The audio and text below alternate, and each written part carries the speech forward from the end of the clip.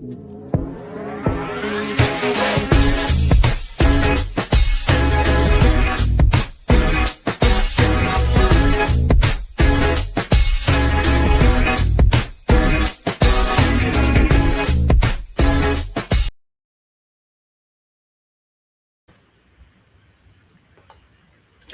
going on, everybody? Welcome to another episode of Ain't That It, where real life becomes real topics. I am Marreo. Today I'm sporting my Flossy Decor t-shirt. Shout out to Mrs. Lanier, who is the CEO of Flossy Decor based out of Indianapolis, Indiana. So, yeah, it is an event. She does a lot of things, actually. But so I'll just sum it up. Say it's an event planning business. Very good friend of mine, Black owned, woman owned. So shout out to Mrs. Lanier and Flossy Decor. All right. So today I'm a little late, I guess. Not really, I guess, because the story is still very much so prevalent right now. But I guess I'm late in saying something about it. And I've been kind of doing my research and kind of listening to the opinions of others as well as the news to help in formulating my opinion of this Karmelo Anthony case. So before we get into it, I just want to play a little bit of some kind of, I guess, a backstory to the case for those who may not know. Didn't intend to hurt anyone. My son was defending himself. It took less than 3 hours for a jury to reject 19-year-old Karmelo Anthony's claims of self-defense in the stabbing death of 17-year-old Austin Metcalf. Prosecutors argued Anthony intentionally killed Metcalf after being taunted and shoved by Metcalf and his teammates at a high school track meet. Take us inside that courtroom. What stuck out to you? What stuck out to me, number one, was the all-white jury. But I was trying to be, like, all right, it's not that big of a deal. I mean, the truth is on our side. At the sentencing hearing, the defense called only one witness on Anthony's behalf, his mother, Kayla Hayes. What did you tell the jury? To have mercy on my son. What do you say to his grieving family? It's unfortunate to where nobody wins. We've all been hurt by this. Everybody. That poor boy is fixing to experience a life that I would not wish upon anyone.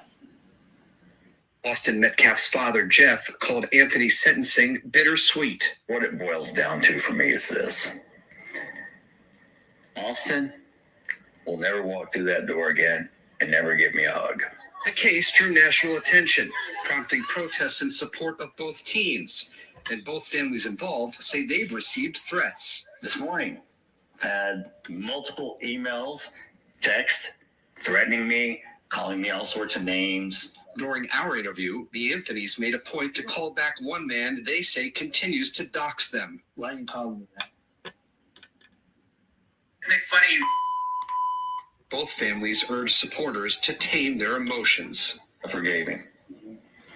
But people need to understand about forgiveness. Forgiveness was not for him. Forgiveness was for me, so I don't carry the rage, the hate, and that around. It will eat me up like cancer. At the end of the day, there's nothing we can say or do for people to accept it. My son didn't.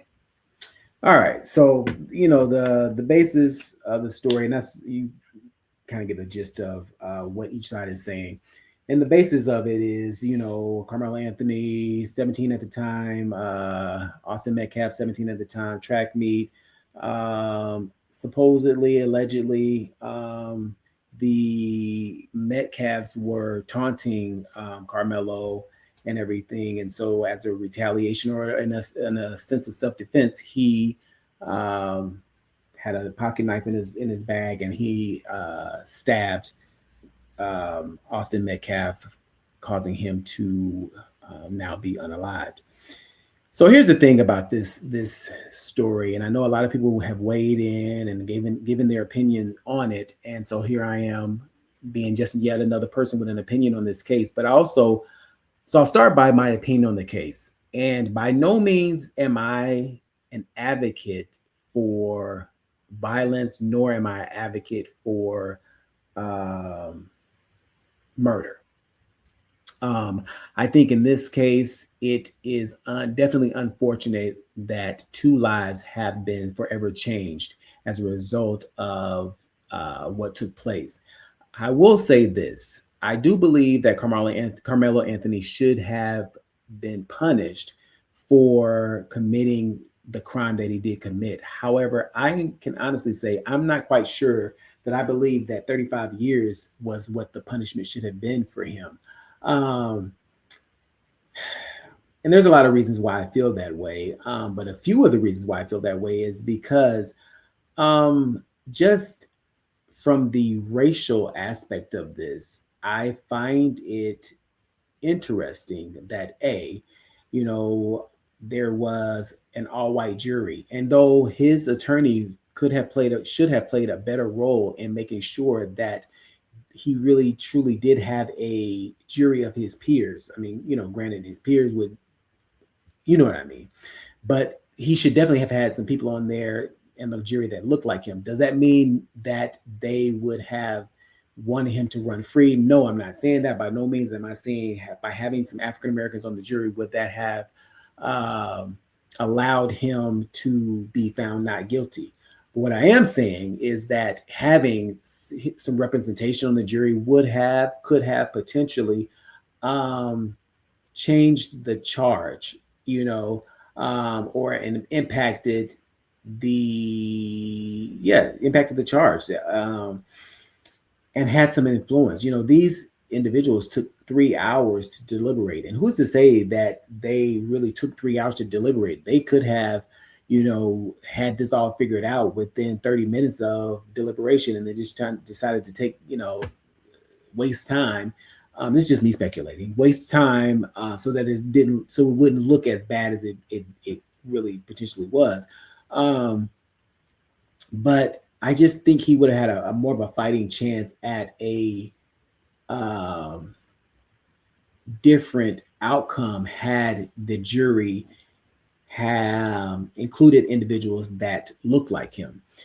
I say that as being a black man in America, and have been watching and over the last few years stories unfold of black lives being taken at the hand of white people in various situations, whether it be cops, whether it be um, you know, just citizens. And in many of those situations, the punishment didn't fit the crime. And so when I'm looking at his case, I say the same thing, like, well, or I come to it with that from that vantage point of saying, you know what, this was a bit extreme when I have seen other lives taken, black lives taken, and yet the punishment doesn't fit the crime. I remember, not remember, but I just had a conversation last night about the Amber Geiger case here in Dallas, and like it, and I won't get into the meat and potatoes of it, but it's just the overview of it. Like, you can't tell me that when you walk into a home, your home, you don't know where you are. You know what I'm saying? Like, everyone's house has a smell. Everyone, you know, you may have something near their front door that identifies this is my place of dwelling. And so the fact that 8 to 10 years was what she received as a result of a black life being taken, and yet this young man gets 35 years is just unbelievable to me. And so when he gets out, you know, he'll be in his 50s if he does his full time. But I just think about the life that he will have in prison. You know, I say I don't know the young man, but I do feel for him because he didn't appear, just from the footage I've seen of him in various situations, he doesn't appear to be someone that will be equipped with the tools it would take to navigate certain situations in there. And that's nothing that, really nothing that you can really prepare yourself for. It's just kind of like you're thrown in there, and then you got to, make it make sense. And so I just pray that he is able to really navigate in this space, and that someone authentically and genuinely takes him under their wing, and in a sense protects him, as he, uh, does his time. So again, I'm not condoning the violence. I'm not condoning the murder. I do believe he should have received punishment for his crime. However, I don't. I do believe 35 years is a bit much, considering that when you look at the value placed on Black lives, it is significantly less. And then some may argue, well, what about Black on Black crime? And how can you sit and say that? Refer to Black lives being taken at the hand of white people, but then, Black people kill each other each and every day. And I will say, as hypocritical as this sounds, and I know it sounds hypocritical, so I won't even shy away from that fact, but I'll say this, it resonates a little bit more for me being Black and knowing and seeing seeing that Black lives have been taken at the hands of white people numerous times, and then their punishment is minor in the grand scheme of things. And so when I look at this case, I'm like, well, it's interesting to me, why was he treated differently? You know what I'm saying? And given such an extreme sentence. So that's the only reason why I say, yes, I do believe he should be punished, but I don't think that 35 years should have been the punishment that he received. And so for that, I continue to pray for his family, and I continue to pray for the family of Austin Metcalf, because at the end of the day, like I said before, nobody really wins in this situation, and both families definitely have lost children. And it's definitely unfortunate. No, it's just listen to parts of the case. It seems like some of the testimonies switched up and everything throughout, and and I don't know, shit, I wasn't there, so I'm just going based off of my opinion, what I've heard based off the information that was given, and then I have to be honest and say that it's also based off of my personal feelings about who, as I walk through this world as a Black man. So it hits a little different. But what I really would like to focus on is his family. And now this may be a little bit touchy for some, and many might not agree with me. But before I get into the discussion about it, I want to play a little clip of an interview that his mom and dad did with the Breakfast Club, and then we'll come back and talk about it. So do you believe your son received a fair trial? Absolutely not. Absolutely not. Absolutely not. And we're going to keep fighting. Mm-hmm. We will not stop fighting for justice for my son. Mm-hmm. And as parents, have you all struggled with guilt, asking yourselves, is there anything differently? I know, Kayla, you said you wish you had gone to that track meet. Is there anything that you both wish you could have done differently? I wish I would have just been rebellious. I was told, don't talk to this person. Don't talk to this person. I feel like it was just a setup. Now, so they told us, go get white attorneys. Every Black person I went to, white attorney. No white attorney, they set them up, pushed them. Hey, here you go. I mean, no objections. It was things were smooth. So because as a father of me being who I am, I got to make sure she's straight. This mama bear, I got to make sure she's straight mentally, because if she's not straight, my house ain't straight. I'm not straight. Then so because I got the kids to worry about. Got to make sure his mental health. I can't go back and forth with him right in there, because his mental can handle it. The misunderstanding of what daddy's trying to tell you. This ain't a daddy moment.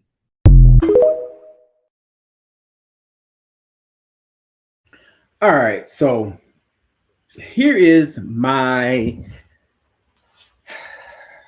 opinion of this interview and some other interviews that his parents have done since he has been sentenced to 35 years. And so I will start by saying I found the interview with his parents to be slightly disappointing. And I say it was slightly disappointing is because I feel like someone should have prepped them a little better prior to the interview. And I get it. You want to be raw. You want to be who you are. You want to, uh, show real emotions. You want to, all of the things. I get that. I understand that. It makes complete, perfect sense to me. However, this case has garnered national attention. A lot of people have weighed in on this case. A lot of people have shared their opinion, good, bad, or indifferent. And so, with that being said, I just feel like his parents should present a little more polished. A lot of people are making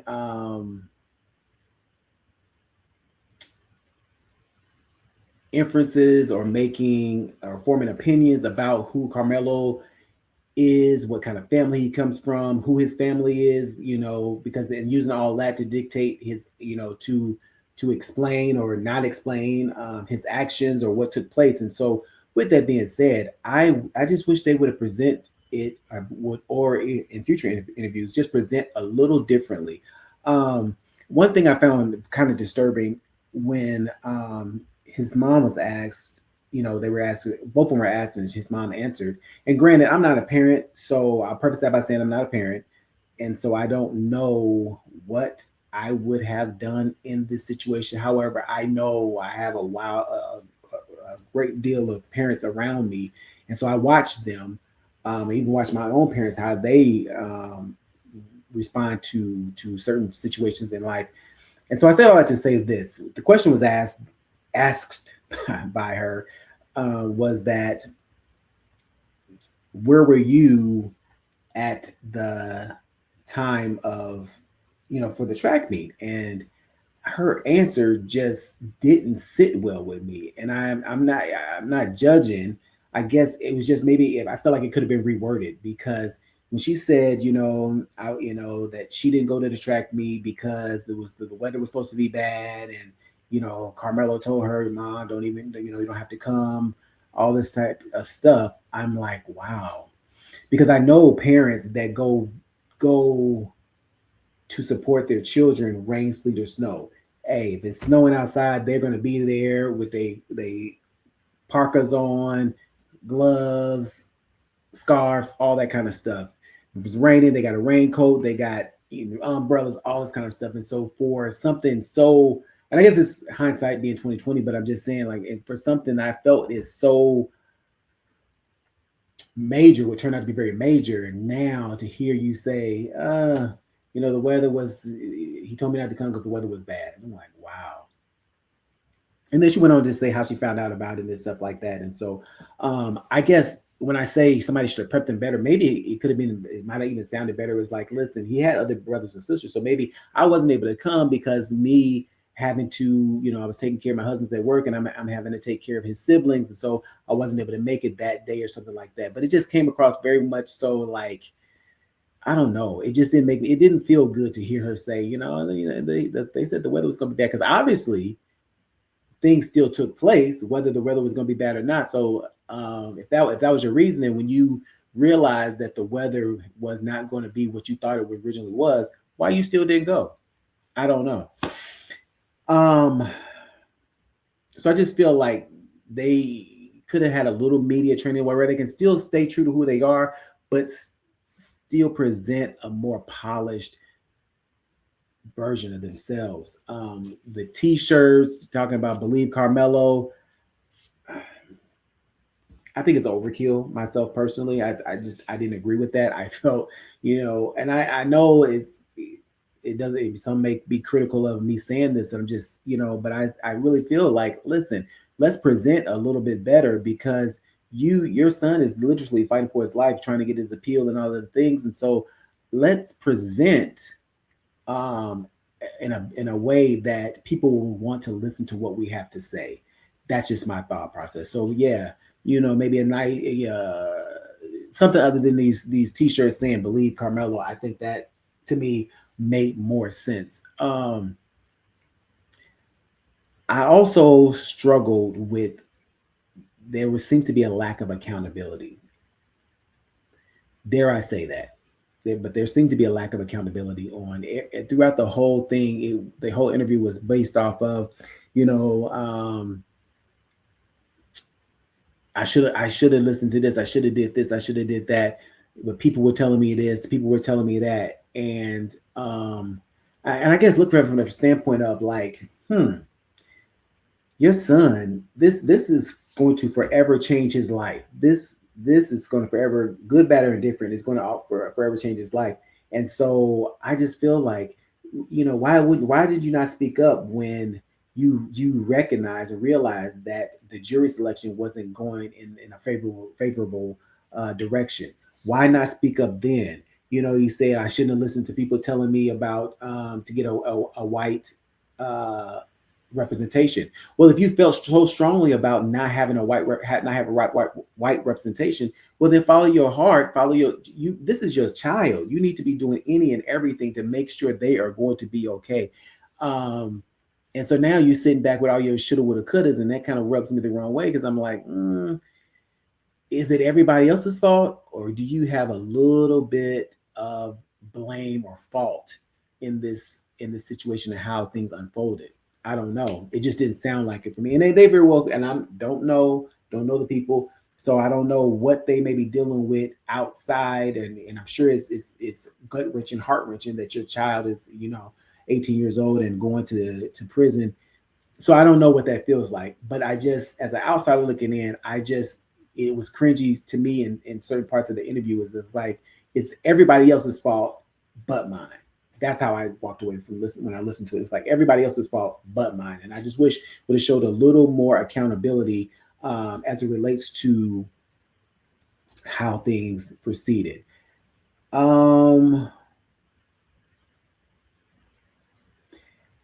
final thing, and when I say presented a little more polished, is I know the Breakfast Club is a quote unquote urban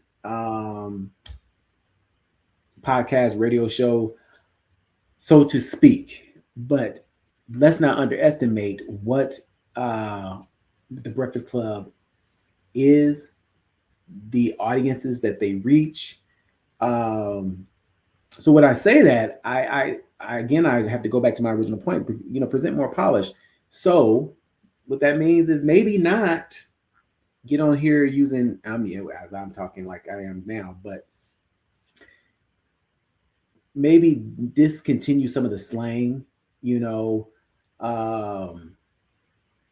he was talking about, his wife, I got to make sure she's straight. It's just how are you presenting, and how are you, you want to create the better image, the best image of yourself and your family, so that people will have more compassion when they're speaking of your son's case. So they'll have more compassion when when you're fighting for the appeals, they'll just have more compassion, and they'll look at you differently. You don't want to come across like what they think that you are. It's unfortunate that is, but a lot of times we as Black folks, we already have a stereotype against us. And so I'm not saying, by no means am I saying not be who you are, but I am saying being a more polished version of who you are. Who knows what a YN is? You know what I'm saying? So you're using that type of slang during an interview that gets national attention, and using slangs like YN and all this kind of stuff. I get it. You're staying true to who you are, but think about the bigger picture. Think about larger scale, big picture, because that is what this case is. That's what and everyone's looking at it. They're not only looking at your son, but they're looking at the family that your son comes from. And so you don't want to give them any opportunity to feel like the right decision was made. And that's all I have to say on that. I didn't, there was that rumor about I think 600, between 500 and 650,000 had been raised. And there's several reports out here saying that possibly they used the money for housing and luxury cars and stuff like that. And he touched on it, probably 4 to 6 seconds of touched on it. And I say he, I mean the father, kind of brushed over it really quickly. And I really wish he would have spent more time talking about that, because that is a real opinion that people have, and so they're feeling like they raised money. Was raised for your son's representation, and yet it was used. That's the story. It was used for other things out, and not his representation. Because I believe the stories I've been reading have said that he had a public defender. So 500, 600,000 raised, 650,000 raised, whatever the amount was, and that your son had a public defender. In my mind, make that make sense. Now, I know you have other kids. I know you have a family to provide for, but if the money was raised for, it wasn't raised for your to support your family. It was raised for your son's defense. And so if that's the case, then by all means, why was it not used for that? That's just my thought. But I don't know that it was or wasn't. I just know that I feel like you need to give a little more detail on that topic, so that people will know or have a better understanding of where the money went, what was it used for, and all of those things involved in that. I just really wish, he didn't skim over it. I think he kind of brushed over and said, there's that rumor, and then he made the comment. I guess his way of negating the rumor was to say, oh, well, you can't buy a house in 4 days. Does that really, I might argue and say, well, you know what? If you're paying cash for it or whatever, who knows what could happen? You know what I'm saying? If no financing involved, normally you say it's like a 10-day close on a house. A lot of times that's the quickest things take place. But my point is, I don't think that was a good enough answer to negate what the people are saying. And again, I say, when you are out here and you are fighting, your son's fighting for his life, you're fighting for your son's life, you're fighting for your own life, in a sense, then you need to leave no stone unturned and really, really, really be very mindful of how you present, what you're saying, so that when people are forming these opinions about you and your family, you are able to negate some of the stereotypes that have already formed in their heads, and you're able to show them differently. I don't think that you are doing that in the interviews that I've seen. I don't think that has been accomplished. And I think that's unfortunate, because I feel like Karmelo is being done a disservice in the process. Again, I say he should be punished for his crime. I don't believe that the crime that he committed should be, or the punishment he should have received should have been 35 years. And then I also say, like, where are some of these heavy hitters, some of the Black lawyers, the heavy hitters? Where are they to volunteer or to take on representation, or to help this family and help this young man in this process? We did this big old thing about boycotting Target and all of the things like that. But to me, this is just me speaking, that this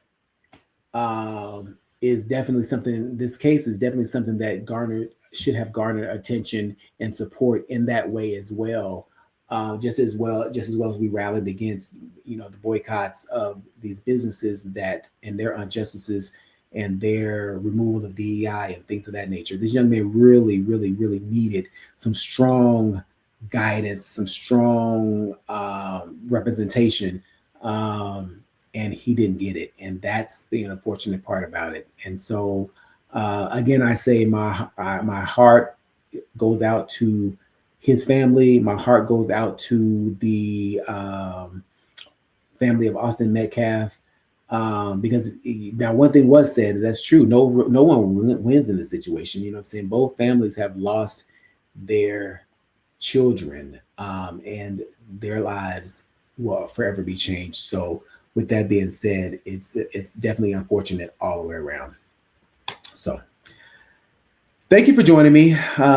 Please remember to like, share, and subscribe. And if you have an opinion, which you very well may have an opinion that differs from mine, please feel free to comment in the comments. Again, Flossie Decor, Mrs. Lanier, Indianapolis, Indiana, the CEO, Black-owned, woman-owned luxury event planning company. And I will see you all again soon. Thank you for watching.